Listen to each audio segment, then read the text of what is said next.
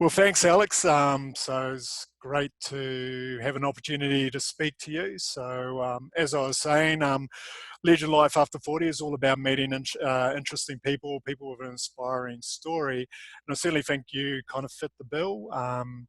You're an ex-investment banker who's kind of like transitioned and done quite a big change. You've gone off, had gone off and experienced a number of challenges, and then you've also gone off and started Fair Voyage, like a sustainable, social, ethical travel company.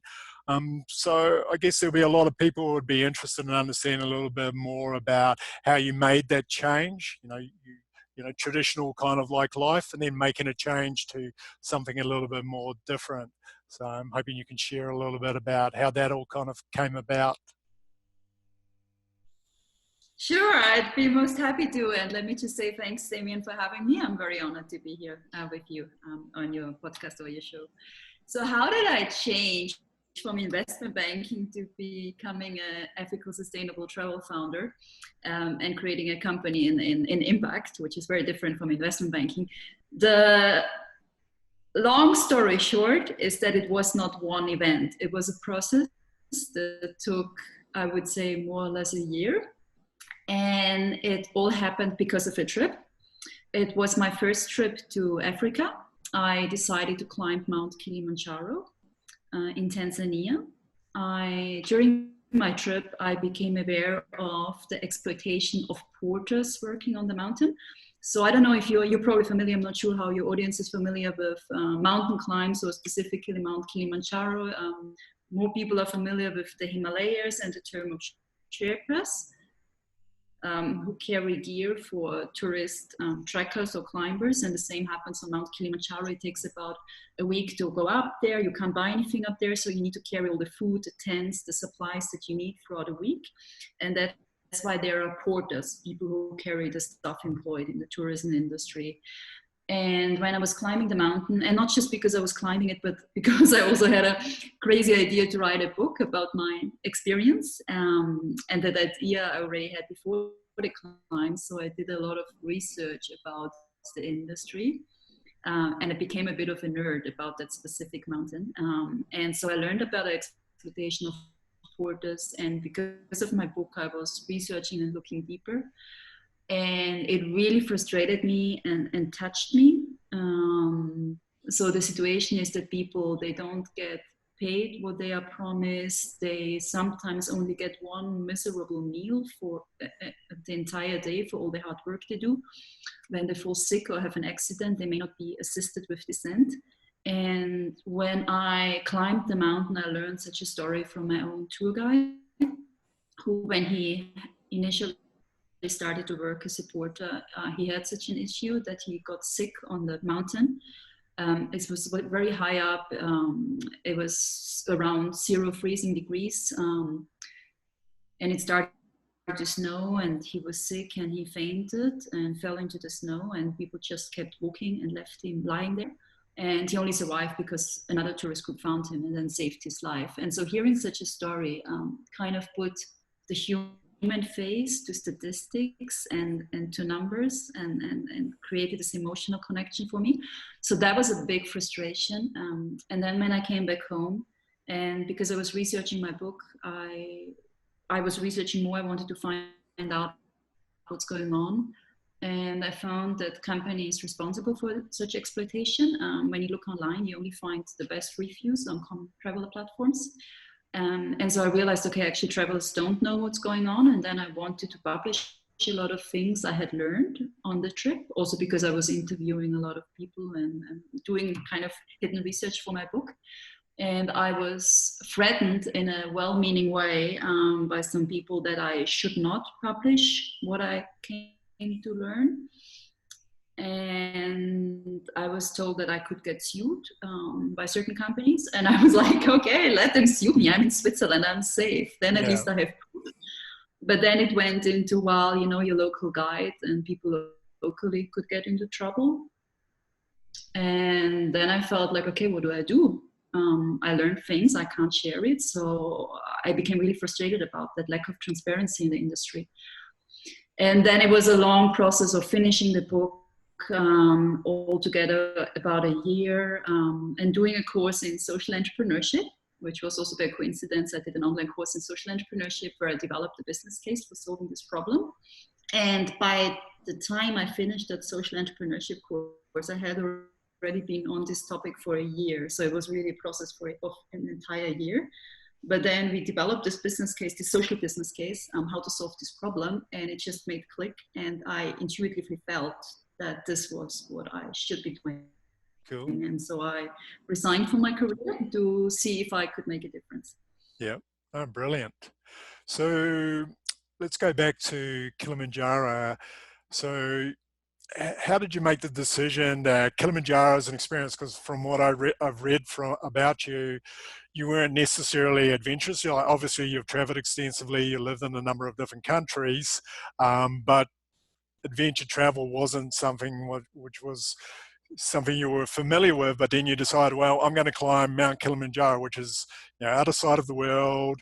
You live in a pretty amazing place anyway, around you, Switzerland. There's a lot for you to do, but you go, oh, I'm going to Africa, I'm going to climb Mount Kilimanjaro. So tell us a little bit how that came about. How did you make that kind of decision?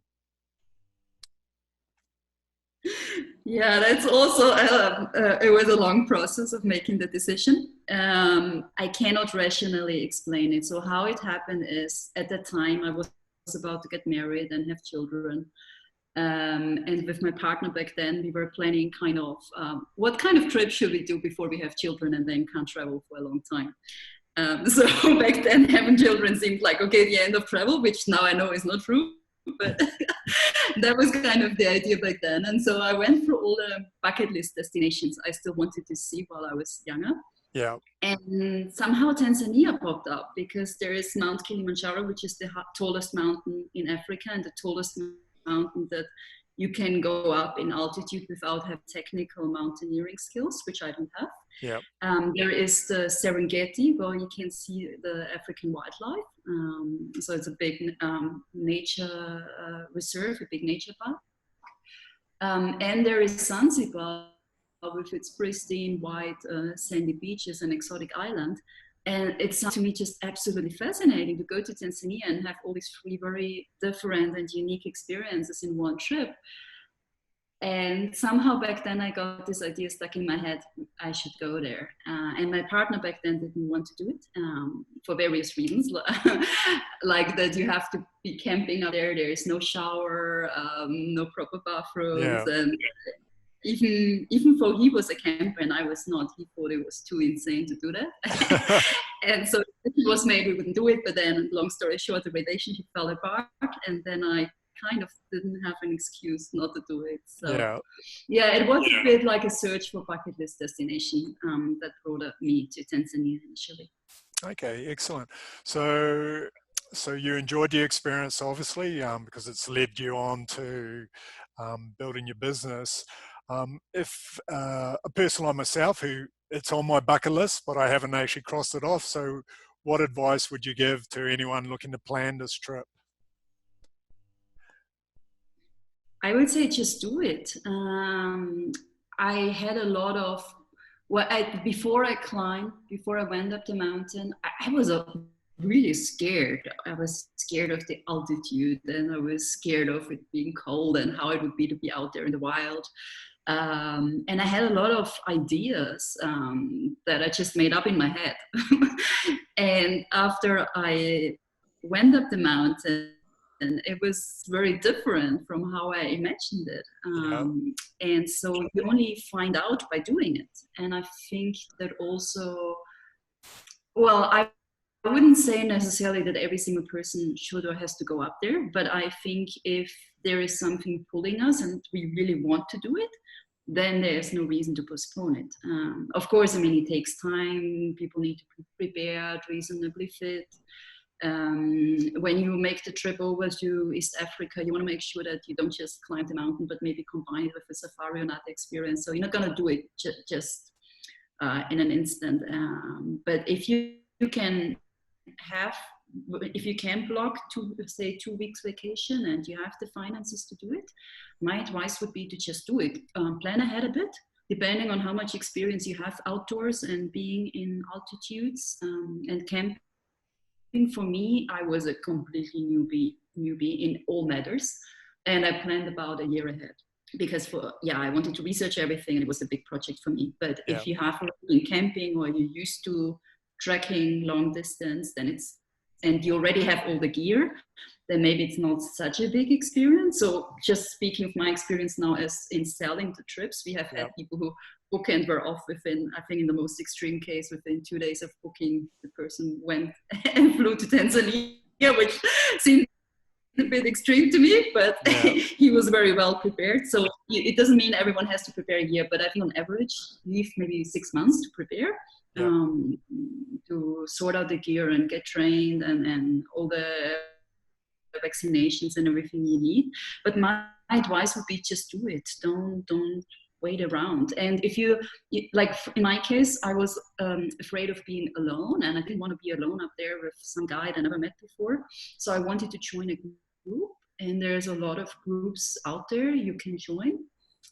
So if you don't know anyone who could do it with you and you don't want to do it alone, there is a lot of groups you could join. So, and actually the experience of joining a group can be, for a lot of people, one of the most memorable and rewarding experiences, because you get to meet people from all walks of life, from different parts of the globe. And because you go through such an extreme challenge together, you have a wonderful, you can have, not necessarily, it depends a bit on the group dynamic. A lot of groups can have a really wonderful bonding experience, and it can create really lifelong friendships, which in my case it did. And I know a lot of people where that happened. Cool. So I mean, just block a time, just find out when is the best time for you to do it, block it, and then work backwards to prepare for it. Yeah. No, brilliant. So this also seems to have been the impetus for a more adventurous life for you, because you've also done a bike trip across Africa, the Tour d'Afrique, which is like, for a lot of people, Mount Kilimanjaro seems like a pretty extreme adventure. And then when you start looking about Tour d'Afrique, what is it, 4 months, 11,000 miles? For most people, you go, well, you must be crazy. Why would you go, especially all the way across Africa? Because obviously people have perceptions about danger, like from a number of things in Africa. But you've decided to go ahead and do this. So what kind of led to making that decision? It was a bit, it seems to me it was just meant to be. It was really a coincidence.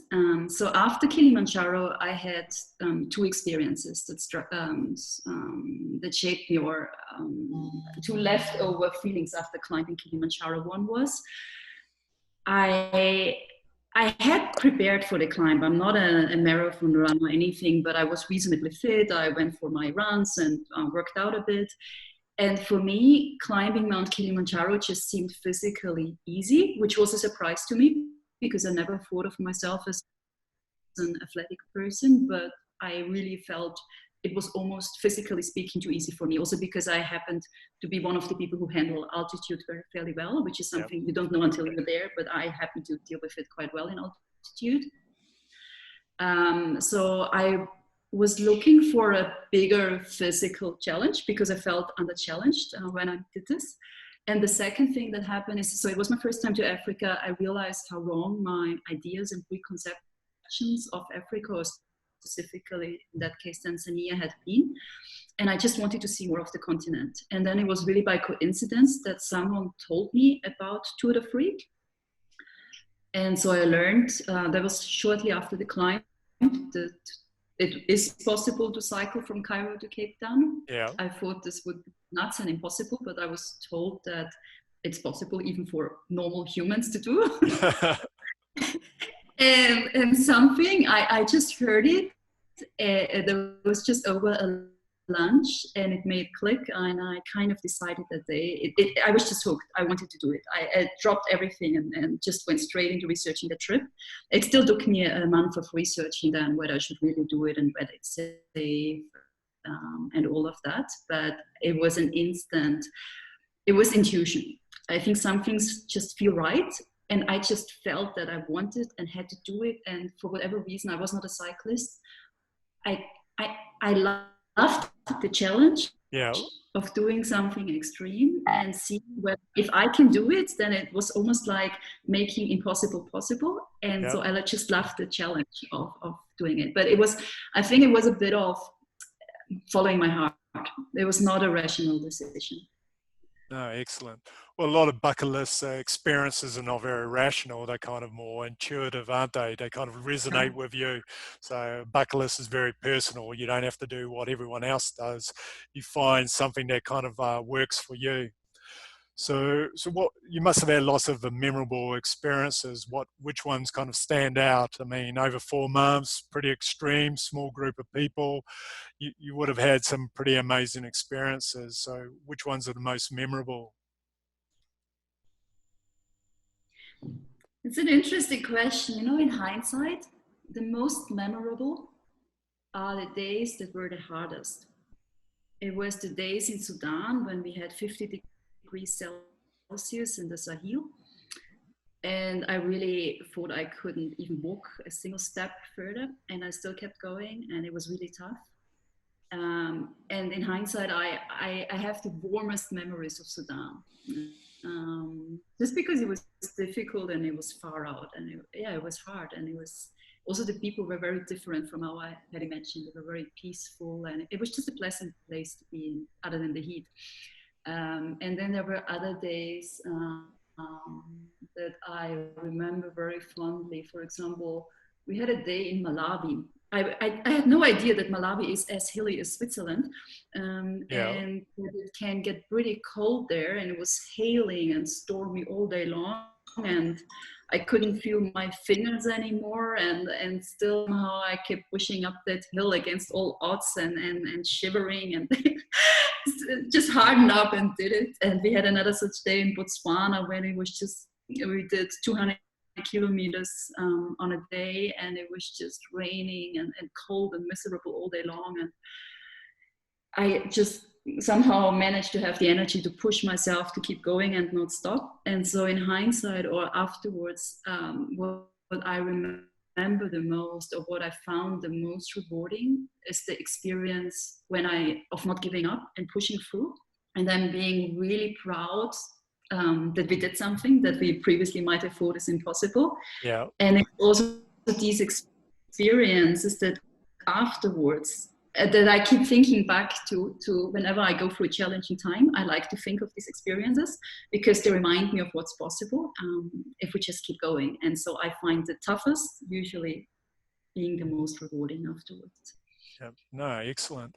So after these 2 experiences, what's next on the list? Have you got in mind the next challenge for Alex?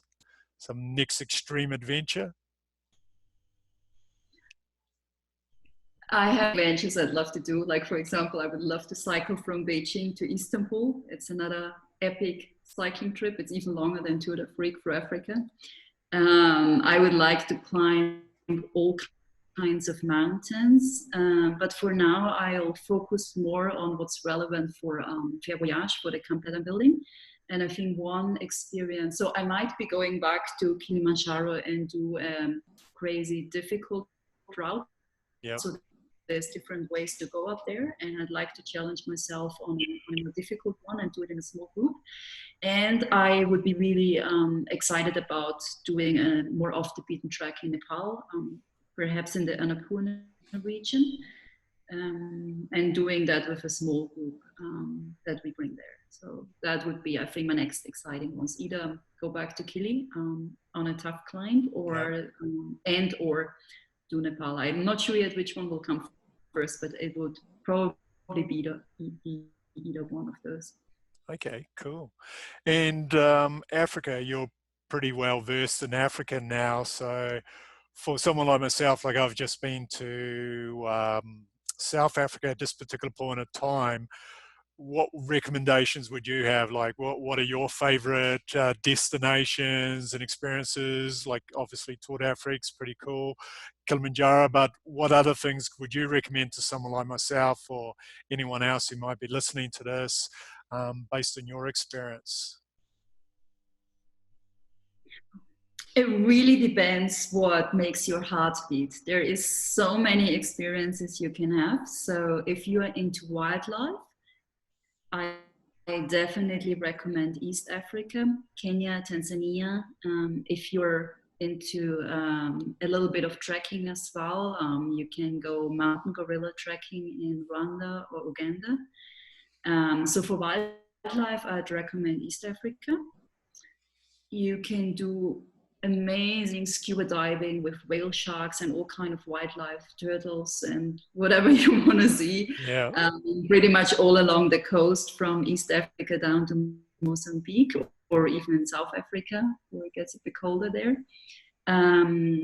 For trekking or being outdoors, if you like mountains but you don't necessarily want to climb Kilimanjaro, I did Mount Kenya as well in Kenya, the tallest mountain in Kenya. And if you would like to have a really amazing, unique scenery that you don't get anywhere else, it looks really quite eerie and beautiful, and a lot less people than you would have on the most popular and scenic routes in Kilimanjaro, I would recommend Mount Kenya. And it's also a bit, so because it's a bit less tall, it's also a bit easier for, doesn't mean it's easy, but it's a little bit more doable. And it doesn't have to take a week. It can be done in 2 to 4 days. Cycling, you can do pretty much all over Africa. It depends if you're an off-road mountain biker or you like roads. So I wouldn't even be able to pick my favorite country. I think all of them are unique. So yeah, first I would recommend to decide what is it actually that you're after. And of course, there's a lot of cultural experiences, meeting local communities. For those, I would recommend,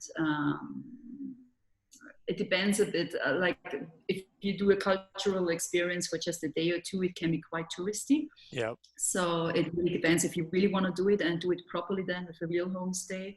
I wouldn't necessarily recommend it for touristy experiences because then it's more just touristy. Yep. No, true.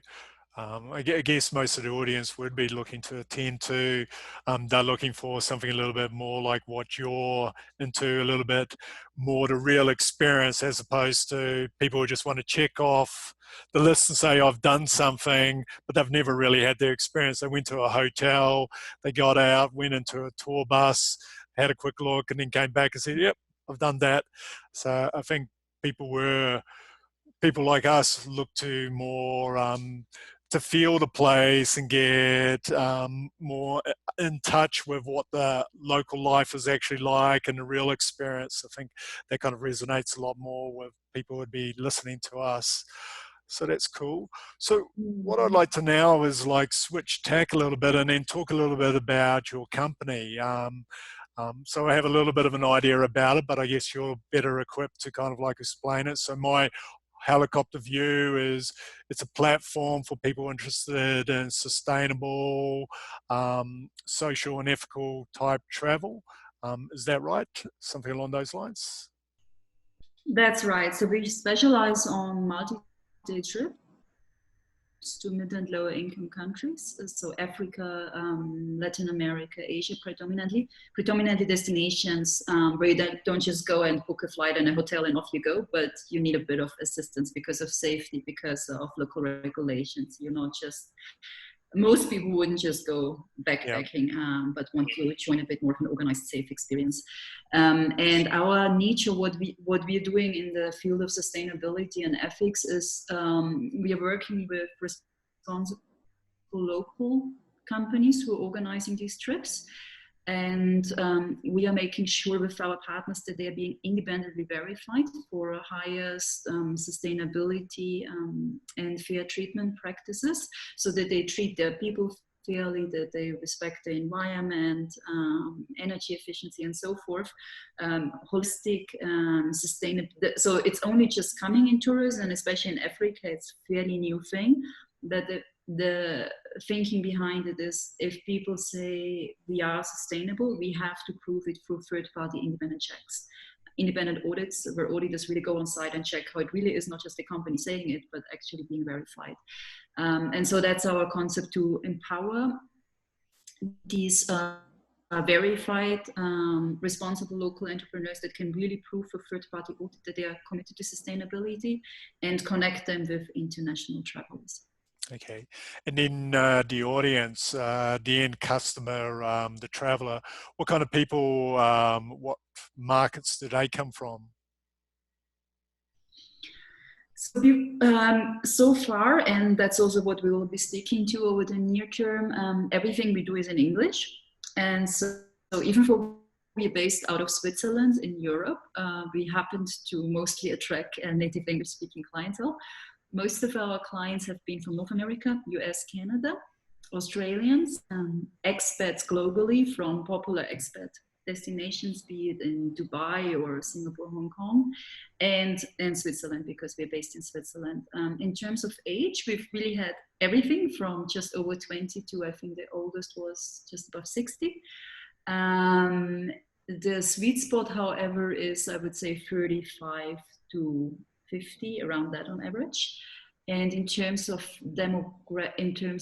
background, so our clients are typically well-educated, well-traveled, kind of identify as global citizens, as conscious travelers, a bit more in the price segment, not the lowest budget, affluent upwards, just because sustainability also has a price, and that's often not affordable to very young people or students, or people below an affluent demographic. But yeah, that's our clientele. So I would say conscious English-speaking global citizens all around the world who want a good and independently verified sustainable experience. Okay. And what kind of experiences, so if I went to Fair Voyage, what kind of experiences, destinations could I find there? Until beginning of the year, we were very much focused on Africa. So you can find a lot so far, East Africa, Southern Africa, and a little bit in West Africa and Egypt, a bit in North Africa, but the specialty is mostly East Africa and Southern Africa. Then we added last year Nepal and the Himalayas, and there we have quite a lot of offers now.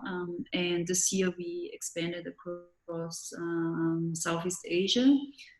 So we have Vietnam, Myanmar, Indonesia, and building up the offer there. And we're starting to build up the offer in Latin America now. So far we only have Peru up, but we're about to add a lot more destinations across Latin America as well. And we'll also be, because of the current situation, we are going to both the current situation in terms of last year, when the topic of long distance flying came up, and there was an awareness that people didn't want to board planes long distance anymore. And also the situation right now that we're having with the pandemic. Because of that, we are also now building up European offers to less visited places in Europe, such as, for example, just today we've been talking about the Azores, which are an island, how you call it, archipelago, that belongs to Portugal, somewhere between Europe and the US. So we are going to build up some sustainable, less visited destinations in Europe as well. Okay. And so what's the end objective or end goal? What are you hoping to achieve with Fair Voyage? In whatever best way we can, make fair and sustainable travel easy and make a difference ourselves, by inspiring others, by inspiring travelers, by inspiring our peers, by inspiring the entire industry to change. I think me personally, I don't have a specific right now, a specific goal in terms of this is the number I want to achieve, or this is the one KPI. For me, it's about always feeling that we are doing the right thing, that we can act consistent with our own values, and that we make in whatever way we can an impact and a difference. And the way we best make a difference, it keeps a bit changing, especially in the current situation where people are a bit reluctant to travel right now. It's not the most current topic. So there we can do a difference through awareness building, through currently we just did a research on or we are about to publish our findings on the impact of flying and the most credible carbon offset schemes and the way to mitigate the emission impact. So in whatever way, my mission is just to make a difference and constantly be able to connect with my own values and never get off track. So always having the flexibility to do what feels right, and move forward in whatever way we can. Okay, so I think this is a pretty good lead into a question I like to ask people.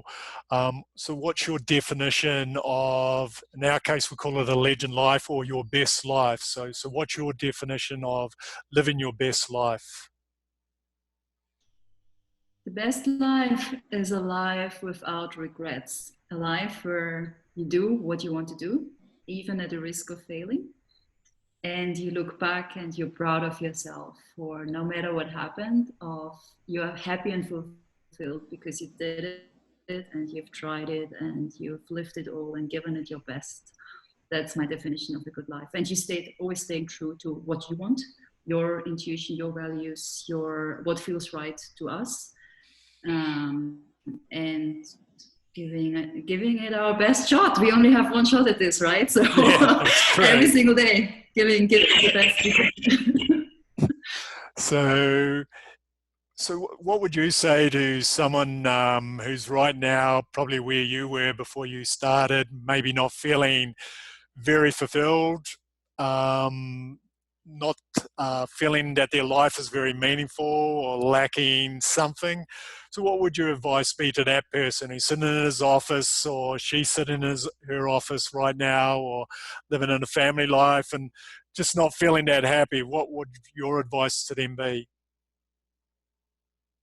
My advice would be try different things and do things that you just feel like doing without having any rational, any real reason that you can logically rationalize.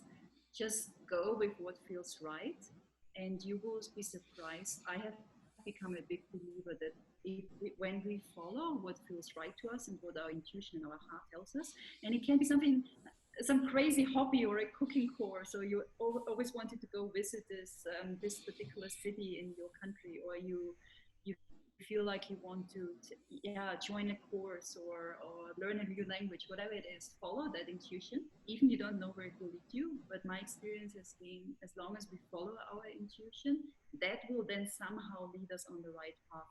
I don't think we can find this meaning by sitting in the office and researching and brainstorming. I think we need to get out there, have a lot of experiences, and then go with what feels right, and experiment. And do a lot of different things, because if we keep the same daily routine that we always have, nothing will change. So we need to have different experiences and challenge ourselves to find that new thing. Yeah, no, very true. So I guess the last thing I'd like to ask, if this were your last opportunity to pass on some words of wisdom, so what are 3 life lessons you've had that you would like to pass on to other people? Interesting question. So the first one, very clearly, follow your heart. Follow your heart, follow your heart, and follow your own heart. I think a lot of people, and I speak from the experience I had in investment banking and before I did what I'm doing now, I think we often don't even know what we want, and we just do what we think we want, but actually it's what our parents or society wants us to do rather than what we actually want. And I think it's our biggest challenge in this life, to connect with what we want, what our own heart tells us, and then to actually also to have the courage to follow it then, independent or what do you say, not fearing judgment from other people, but still doing it and just following our own heart. So first, follow your heart. Second, take action. So don't feel like, oh, I want to do this and then come up with all the excuses. Just do it, just do it, just do it. Yeah. Whatever your heart tells you, follow the action and do it. That's number 2. And number 3, implement some kind of mindfulness routine, whether it's meditation or being out in nature, something that takes your mind off the day-to-day work, and because that's where I think we reconnect with our heart and we sense what's right and we get new ideas. So maybe that's actually the one to start with if you don't know what our heart tells us. So yeah. Find a mindfulness routine, get out into nature or try to meditate. I know for people who are not used to meditating, it can be difficult to get into. So yeah. My experience has been, I had my biggest meditative experiences while climbing Kilimanjaro and cycling through Africa. So get out into nature and get out alone, not constantly talking to people, be alone in solitude in nature, or have another mindfulness practice then. So try to find out what your heart tells you. Then follow your heart and take action. And yeah, and then I guess circle through these 3 points again and again and yeah. again. No, brilliant. Excellent. Well, thanks a lot, Alex. That's been really interesting, and I'm sure a lot of people will get a lot of value out of that. So for people to find you and Fair Voyage, where can we find you online? So Fair Voyage, our website is fairvoyage.com. That's fairly easy, and my name is a bit complicated, but I'm sure you have it somewhere linked near the podcast. So the best place to find me and connect me would be on LinkedIn. Alexandra Pastollnigg. There's only one person globally with that name. Yeah. So if you find someone with that name, it's me. Yeah, okay.